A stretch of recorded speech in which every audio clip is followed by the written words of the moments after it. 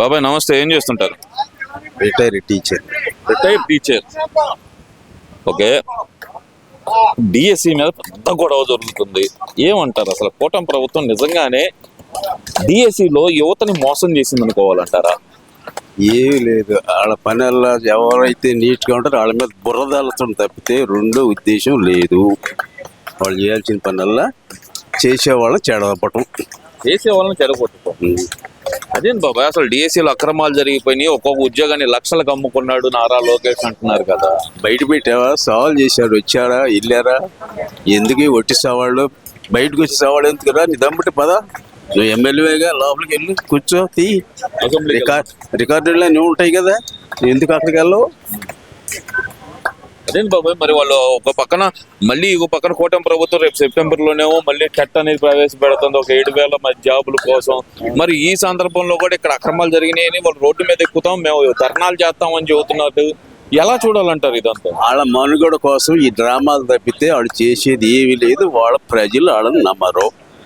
నిజంగా నువ్వు ప్రజల కోసం పాటుపడేవాడు అయితే నీ మీద ఉన్న కేసులను ముందు విత్డ్రా చేసుకునిరా.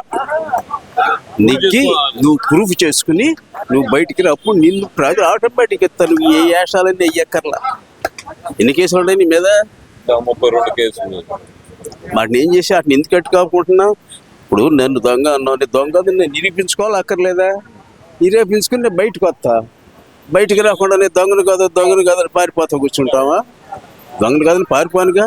ఏంటో ఎందుకు దొంగనై నిలబడి ప్రూఫ్ చేసుకుని పిల్లగా బయటికి రా.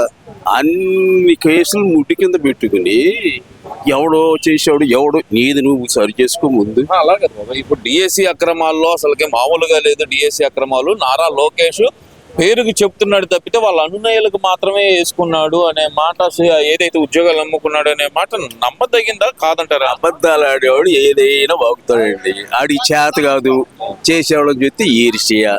నువ్వు 5 ఏళ్ళు ఎందుకు చేయలే? రోగాన్ని సంవత్సరం రాబిస్తున్నావా? ఏం చేయలే? ఎందుకు చేయలే?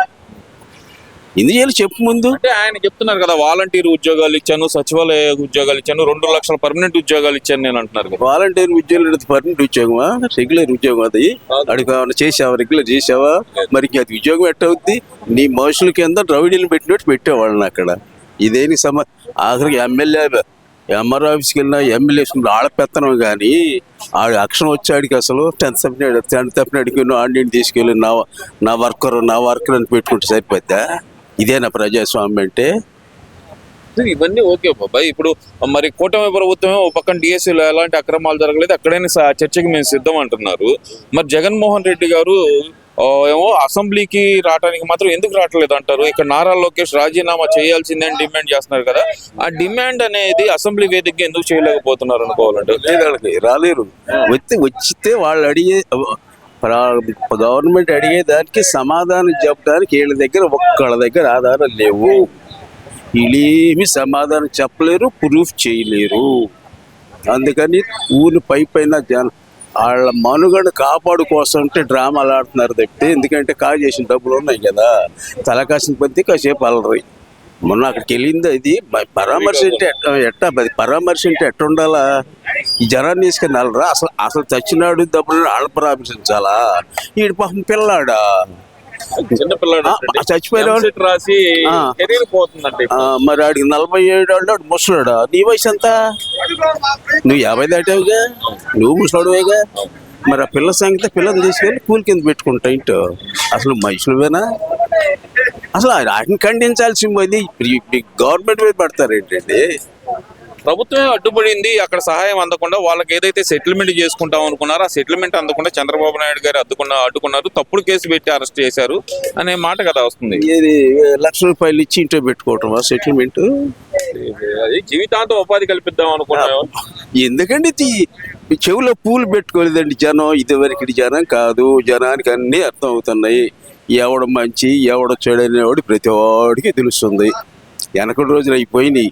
నువ్వు ఎప్పుడైతే ఒకసారి చెప్పి జనాన్ని మోసం చేసావో వచ్చావో నీ మోసం ప్రజలందరికీ తెలిసింది.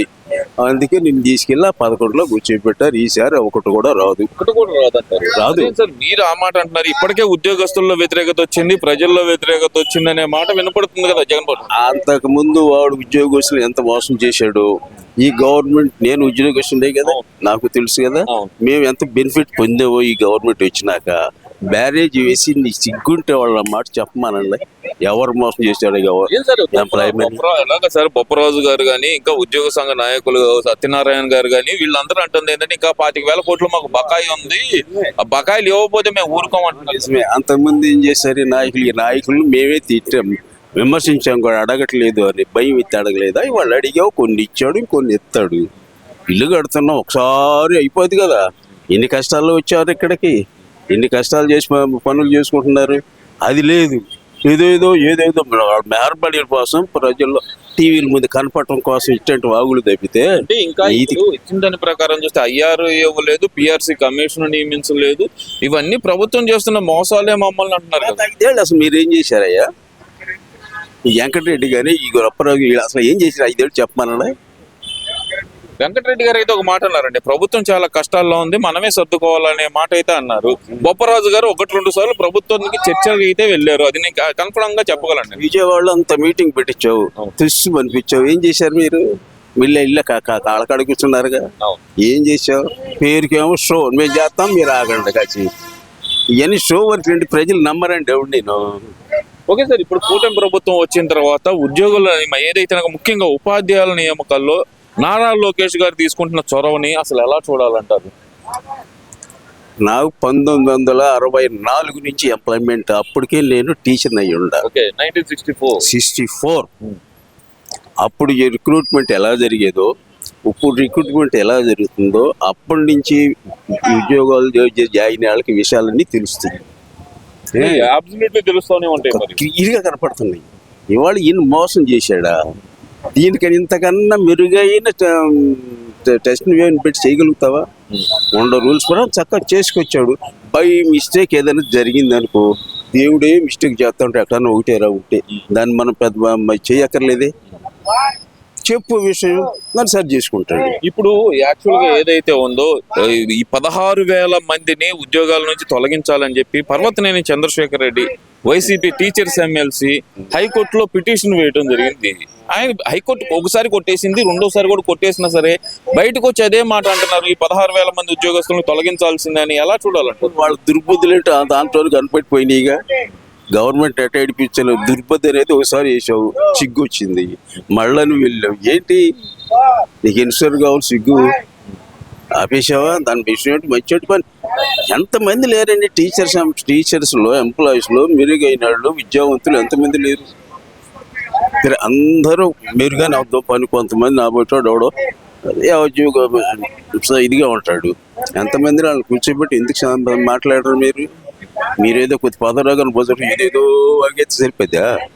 ప్రజలు పిచ్చాళ్ళు కాదు, ఎంప్లాయీస్ పిచ్చాళ్ళు కాదు.